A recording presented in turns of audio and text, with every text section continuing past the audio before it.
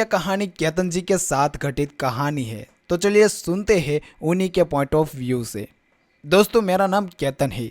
मैं एक truck driver हूँ। यह जो घटना मैं आपको बताने जा रहा हूँ, वो घटना के बारे में मैं सोचता हूँ तो समझ नहीं पाता कि मेरे साथ वह सच में हुआ था क्या। दरअसल हुआ यूँ कि एक बार मैं हिमाचल की एक सड़क के किनारे मैं अपना ट्रक खड़ा करके बस थोड़ा आराम कर रहा था। शाम का वक्त था। ट्रक चलाते चलाते ट्रक का इंजन भी गर्म हो गया था। इस वजह से मैं वहां पर रुका हुआ था। फिर सुबह ट्रक से नीचे उतरकर मैं सड़क से नीचे नदी में पानी लेने चला गया था। नदी का पानी साफ और ठंडा पानी देखकर मैंने सोचा क्यों ना ठंडे पानी में नहा लूं। वैसे भी वहां आसपास कोई भी नहीं था तो मैंने पानी में छलांग लगा दी। मुझे तैरना आता था, इसलिए मैं गहरे से गहरे पानी में भी आसानी से नहा लेता था। मैं कुछ देर तक पानी में तैरता रहा।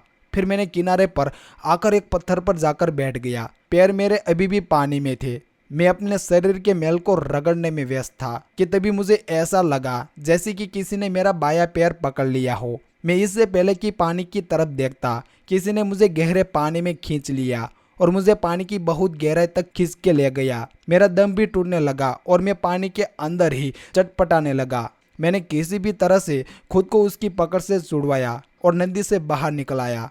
मैं देख नहीं पाया कि पानी के नीचे कौन था, पर मेरे पैर को उसने ऐसे पकड़ा था जैसी कोई इंसान ने पकड़ा हो। फिर पानी की तरफ देखकर मैं यही सोचकर वहीं बैठा रहा कि पानी के अंदर से कोई न कोई जरूर बाहर आएगा। मैं काफ़ी वक्त तक वहां रुका, लेकिन कोई भी बाहर नहीं आया।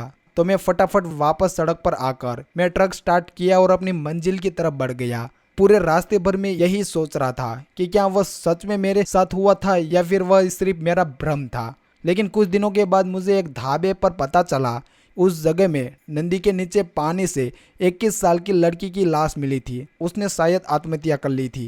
ये बात सुनकर मेरे रोंगटे खड़े हो गए, क्योंकि मैं उस जगह में उसी नदी में नहा रहा था।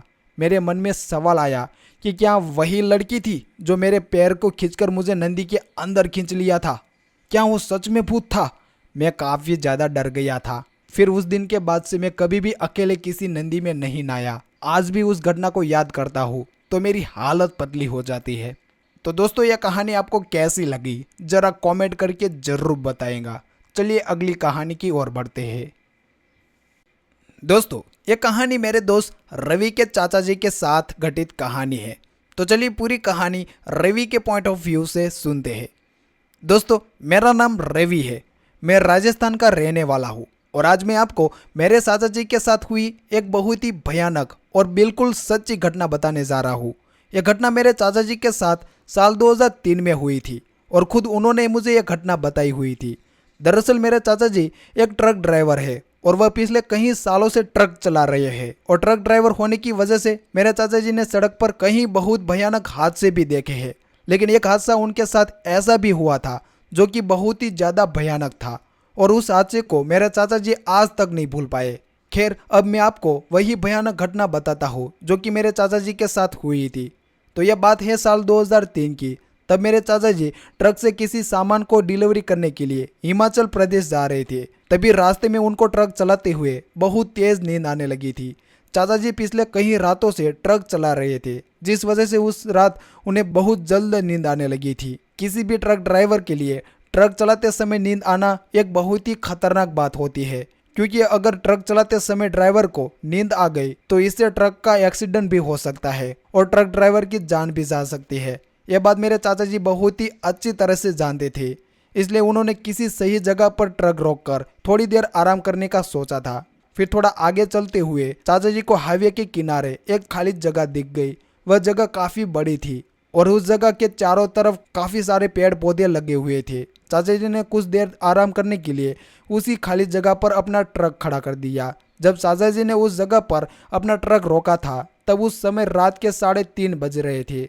उस समय चाचा जी हिमाचल प्रदेश की सिर्फ आधे रास्ते तक ही पहुंच पाए थे, इसलिए उन्होंने सोचा था कि वह 1 घंटे सोने के बाद फिर हिमाचल प्रदेश की तरफ निकलेंगे। फिर उस खाली जगह पर ट्रक खड़ा करने के बाद चाचा जी ने ट्रक को दोनों दरवाजे को अंदर से लॉक कर लिया और फिर वह सोने के लिए अपनी सीट पर ही लेट गए। थोड़ी ही देर में चाचा आराम से सो गए। अब चाचा जी को सोते हुए अभी तो मुश्किल से 11 मिनट बीती थी, तभी अचानक से एक आवाज से उनकी नींद खुल गई। वो आवाज ऐसी थी जैसी कोई भारी चीज ऊपर से गिरी हो। जिस जगह पर चाचा जी अपना ट्रक खड़ा किया था वह जगह इंसान की आबादी से काफी दूरी पर थी और उस जगह पर कोई भी लाइट वगैरह नहीं थी। इस वजह से वहां पर बहुत अंधेरा भी था।